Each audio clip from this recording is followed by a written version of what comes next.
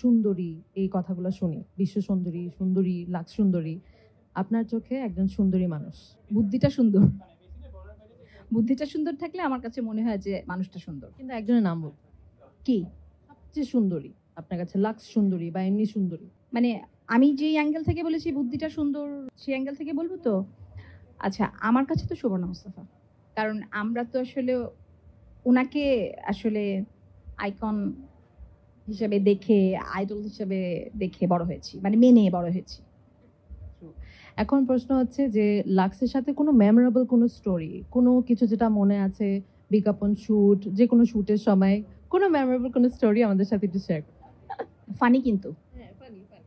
আচ্ছা, আমরা ৪ জন মিলে লাক্সের শুটিং করতে গিয়েছিলাম। তখনকার বোম্বে শহর, এখনকার মুম্বাই। আমি শমী, বিপাশা, মৌ। তারপর শুট শেষ করে ডাবিং এর আগে আমরা গিয়েছিলাম হচ্ছে সিনেমা দেখতে। ৯টা-১২টার শো। তারপর গিয়ে আমরা হারিয়ে গেছিলাম। তারপর আমরা যখন ফিরে এসেছি তখন নূর ভাই আমাদেরকে অনেক বকা দিয়েছিল। তারপর যখন নূর ভাই দেখলেন যে না, মানে ভাবিরাও ঢুকছেন, মানে রাশা আন্টি কিংবা শিন ভাবি কিংবা পান্না খালা, তখন নূর ভাই আর বকেননি। ওয়াও! এখন লাক্সের ১০০ বছর একটা ছোট উইশ লাক্সের জন্য। যখন আমি টেলিভিশনে ডালাস দেখতাম, তখন ডালাসের মাঝখানে ভিক্টোরিয়া প্রিন্সিপালের একটা বিজ্ঞাপন যেত লাক্সের। ঠিক আছে? তখন আমি অনেক ছোট, ডালাস দেখি টেলিভিশনে। তারপর যখন বড় হয়েছি, যখন লাক্সের ব্র্যান্ড অ্যাম্বাসেডর হয়েছি, বাংলাদেশের প্রতিনিধিত্ব করেছি, জিনিসটা আমার খুব মজা লেগেছে। তো তুমি বলছো লাক্সের ১০০ বছর, তো ভিক্টোরিয়া প্রিন্সিপালকে দেখেছিলাম যখন, তখন হচ্ছে ৮০-র দশক।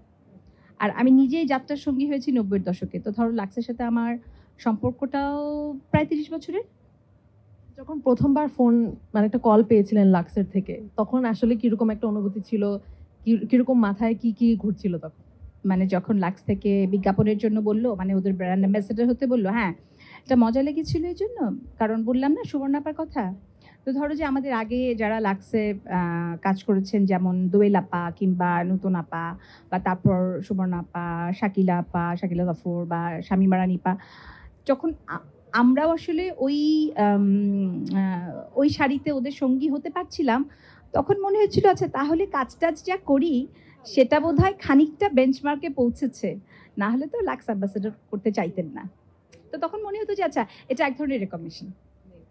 একদম লাস্ট প্রশ্ন হচ্ছে, এখন যারা নতুন শিল্পী হচ্ছে, এখন ইয়াং আর্টিস্ট যারা, তাদের জন্য একটা অ্যাডভাইস যেটা আপনার টাইমে হয়তো আপনি করেন নাই, বা একটা মিস্টেক হতে পারে যেটা থেকে শিখেছেন। না মানে এটা হয়তো এখন ওরা করছে না, বা যেটা আপনার মনে হয় যে তাদের করা উচিত। আমার মিস্টেকটা আমার সবসময় মনে হয়েছে, না একটা যেটা বলতে চাই যে যে কোনো কাজই আসলে ভীষণ ভালোবেসে করতে হয়। তো মানে ভালোবেসে করলে না কেমন করে জানি কাজটা ছুঁয়ে ফেলা যায়। আর আমার একটা ভুল ছিল, যে ভুলটা আমি যত বেশি সুবর্ণাপাকে দেখেছি তত মনে হয়েছে যে আমি কেন শিখিনি। সেটা হলো, আমি না নিজের কাজ নিজে দেখতে খুব লজ্জা পেতাম।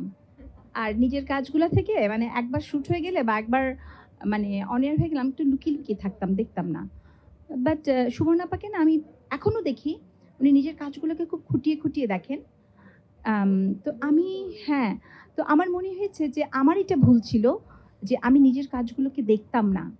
এই না দেখাতে আমার মনে হয় যে আসলে ভুল হয়, যে নিজেকে কোথায় আরও বেশি মানে কারেকশনসগুলো আমি, হ্যাঁ, আমি করতে পারবো। প্লাস হচ্ছে গিয়ে আমার মনে হয় যে নিজের কাজ বারবার দেখলে একটা কনফিডেন্সের জায়গাও থাকে। আমি যে পালিয়ে পালিয়ে বেড়াতাম এবং আমি মনে করতাম ধুত আমার কিছু হয় না বোধহয়, এইটা আসলে মানে আমার অনেক সময় লেগেছে বুঝতে যে না, যতটুকু হয়েছে ততটুকুকেই আসলে আমার মানে কি বলবো, লাইক হ্যাঁ, মানে আমার নিজেরও ভ্যালু করা উচিত ছিল। এটা কিন্তু একটা বড় আমরা লার্নিং পেয়ে গেলাম। অনেক অনেক ধন্যবাদ আপনাকে।